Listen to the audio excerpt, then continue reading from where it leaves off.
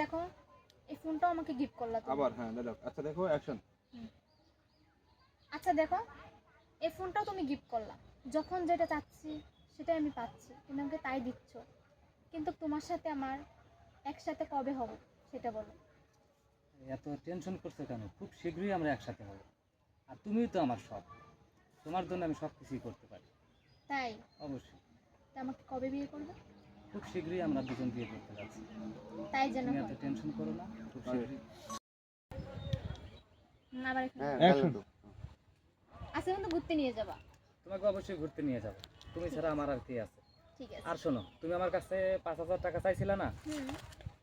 এই যে তোমার জন্য 5,000 টাকা।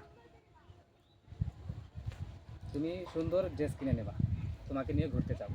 আচ্ছা তুমি আমাকে ফোনটাও গিফট করলা, যখন যেটা চাইতেছি তখনই সেটা দিচ্ছ, কিন্তু সবই ঠিক আছে, কিন্তু তোমার সাথে আমার মিলনটা হবে কবে সেটা বলো। ভাই ও ঠিক ছিল তো, আপনি ধরে নেন। বললেন নাকি? ধরলেন আচ্ছা, এখান থেকে ভাই এটা আনি